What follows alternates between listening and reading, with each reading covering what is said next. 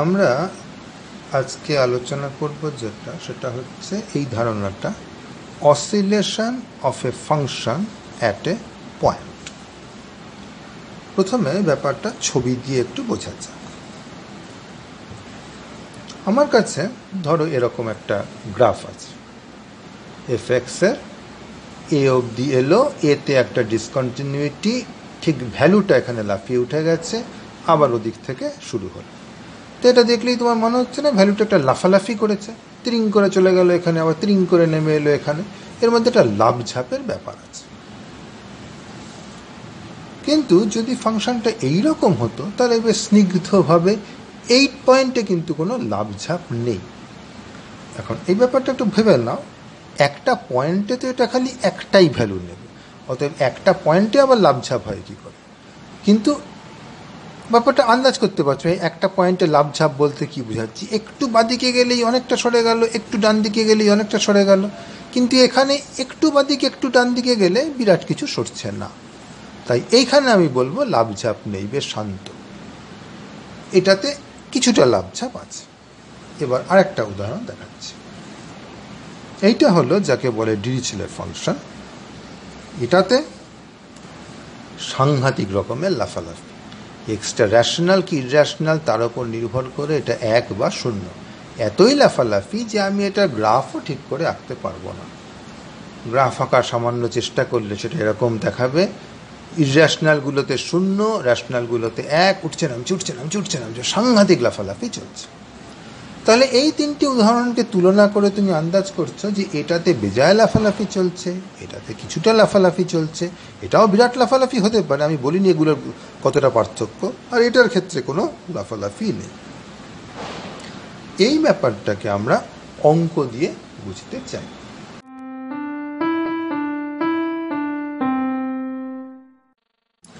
ধারণাটা বোঝার জন্য আমি এরকম একটা ফাংশন নিয়েছি, কোনো একটা বিন্দু নিলাম এখানে এ। এবার এতে কতটা লাফালাফি করছে সেটা বোঝার জন্য আমি প্রথমে দেখব এ কে ঘিরে কোনো একটা ওপেন ইন্টারভাল নিলাম, নাম দেওয়া যাক ওপেন ইন্টারভালটা, নাম দিলাম আই। এর মধ্যে কতটা লাফালাফি করছে সেটা বার করার সবচেয়ে সহজ কায়দা হচ্ছে, তুমি দেখো এখানে এটা সবচেয়ে কত উপরে উঠতে পারে আর সবচেয়ে কত নিচে নামতে পারে। আমি ছবিটা যেরকম এঁকেছি, এইটুকুর ভেতরে সবচেয়ে নিচে নেমেছে এইটা আর সবচেয়ে ওপরে উঠেছে এইটা। তাহলে এইটুকুর ভেতরে লাফালাফির পরিমাণটা আমি বলতে পারি এই দূরত্বটা। এটা বোঝা গেল তো?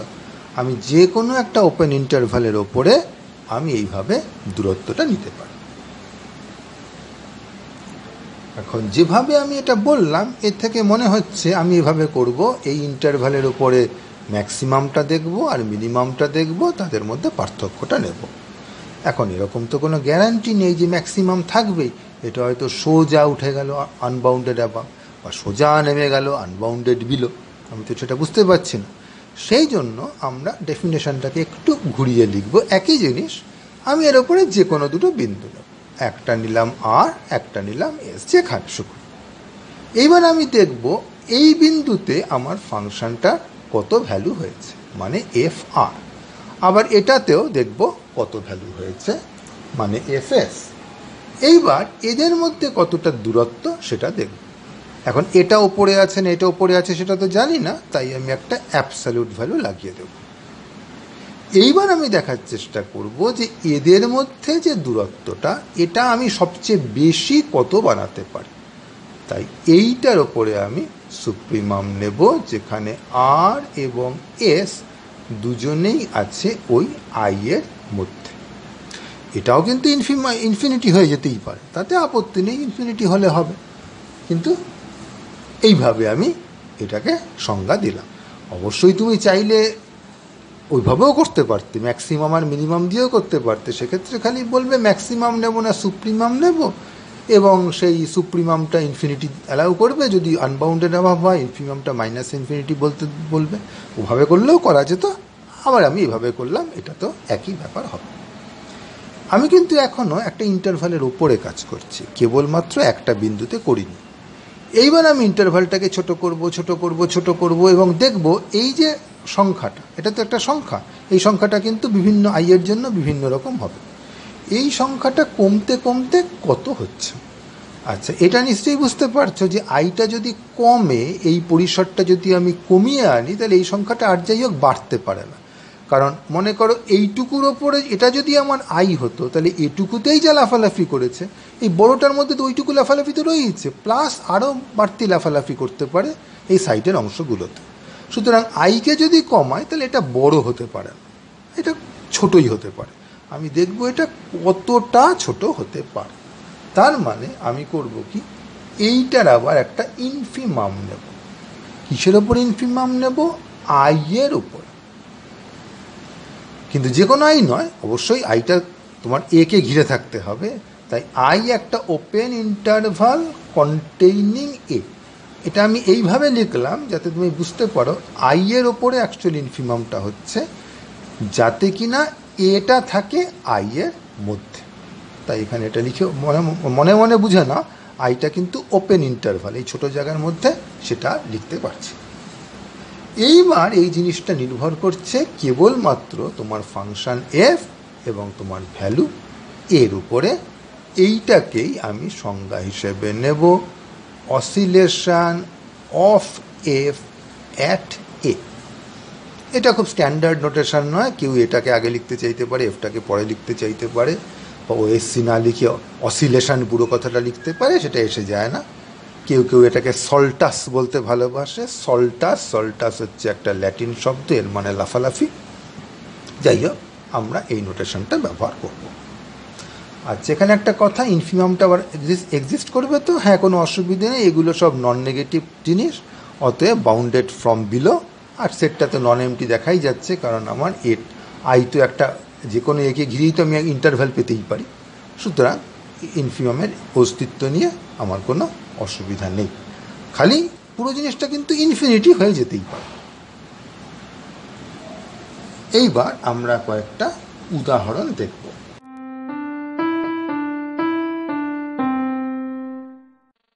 আমরা প্রথম যে উদাহরণটা দেখব সেটা হচ্ছে fx সমান x।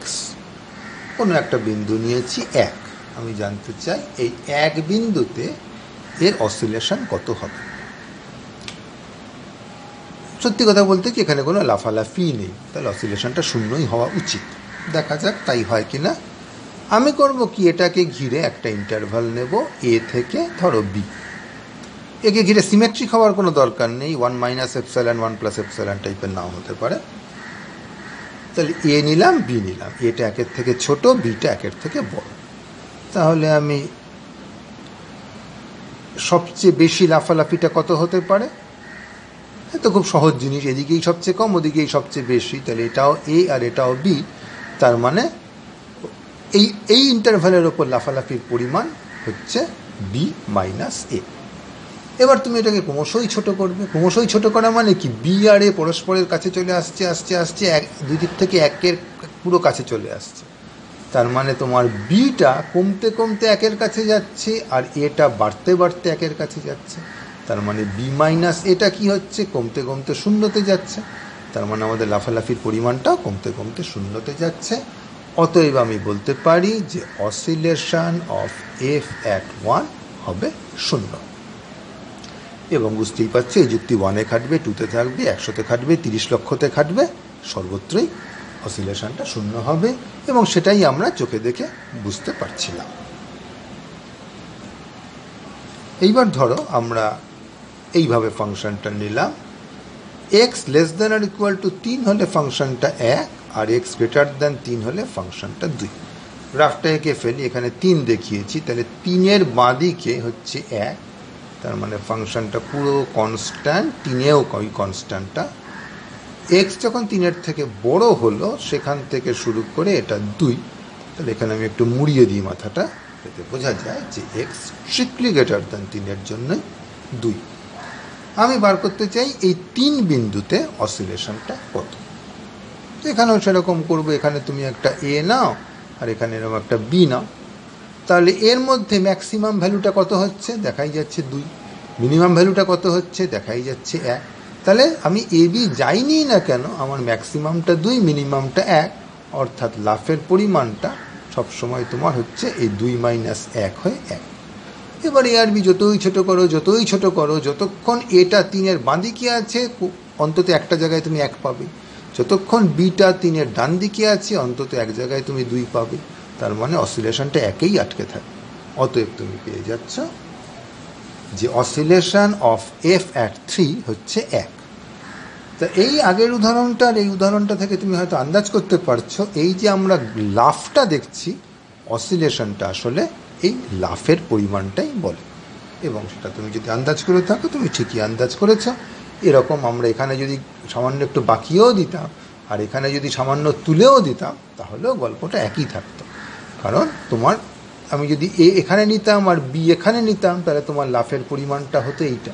কিন্তু এ আর বি যতই 3-এর কাছে আসতো, লাফের পরিমাণটা কমতে কমতে এই যে পার্থক্যটা এর থেকে আর নিচে নামতে পারতো না, এখানে এসে আটকাতো। অতএব সেখানেও তোমার অসিলেশনটা হতো এই লাফের পরিমাণটাই। এবার একটা উদাহরণ দেখব যেখানে অসিলেশনটা ইনফিনিটি হয়। বুঝতেই পারছো, একটা ইনফাইনাইট ডিসকন্টিনিউটি নিলেই সে ঘটনাটা ঘটবে।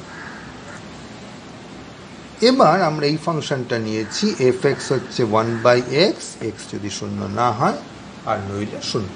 প্রশ্নটা হচ্ছে 0-তে এফের অসিলেশন কত। এই ফাংশনটার গ্রাফ তোমার পরিচিত হওয়া উচিত। এই যদি দুটো অ্যাক্সেস হয়, তাহলে আমি একটা অংশ এরকম আর একটা অংশ এরকম, এটা ভেবো না অ্যাক্সিসের সাথে লেগে গেছে। আর আমি যেহেতু 0-তে 0 বলেছি, আর এইখানে এই বিন্দুটা, তাহলে এবার আমি করছি কি, আমি অসিলেশনটা বার করব। তাহলে এখানে কোনো একটা এ নিলাম, কোনো একটা বি নিলাম। এবার আমি দেখব এর পরে আমি দুটো বিন্দু নেব বলেছিলাম না, আমি বললাম আর একটা বিন্দু আর এস একটা বিন্দু, যাতে এফ আর এবং এফ এস কি আমি যতটা পারি দূরে সরাতে পারি। এখানে একটু চিন্তা করলেই দেখবে এ তো উঠছে তো উঠছে তো উঠছেই, এ নামছে তো নামছে তো নামছেই। সুতরাং আরটা তুমি যতই 0-র বাদিক থেকে 0-র কাছে নেবে, এফ আরটাকে তুমি অনেক অনেক নিচে পাঠাতে পারবে। একইভাবে এসটাকে যতই 0-র ডান দিক থেকে 0-র কাছে নেবে, এফ এসটাকে তুমি ততই তুলতে পারবে। অতএব এই যে জিনিসটা নিয়ে আমরা কাজ করেছিলাম, এটাকে তুমি যত খুশি বড় করতে পারো। তুমি এ বি যাই রাখো না কেন, আর কে খালি 0-র কাছে এদিক থেকে আর এসকে 0-র কাছে এদিকে লিখে যত খুশি বড় করতে পারো। তার মানে আমি যদি এই সুপ্রিমামটা নিই, যেখানে আর আর এস আই ইন্টারভ্যালে আছে, এইটাই হচ্ছে আমার আই ইন্টারভাল, তাহলে এটা হয়ে যাচ্ছে ইনফিনিটি। এবং এটা এসে যায় না, আইটা কি তুমি যাই আই নাও না কেন, যতক্ষণ 0-র ভেতরে আছে ওপেন ইন্টারভাল, ততক্ষণ অবধি তুমি কাজটা করতেই পারবে। অতএব এরপরে তুমি যদি এর ওপরে আবার ইনফিমাম না, তাহলে সেটাও ইনফিনিটি থাকবে। তার মানে এইটা হচ্ছে ইনফিনিটি। এবং সেটাই দেখো ছবি থেকে মনে হচ্ছে, এখানে যে গ্যাপটা, লাফটা, এটা একটা অসীম পরিমাণ লাফ। তাহলে বুঝতেই পারছো, ছবি দেখে আমরা যেটা আন্দাজ করতে পারছি আর এই বিদঘুটে সংজ্ঞা থেকে যেটা পাচ্ছি, সেটা আসলে একই জিনিস।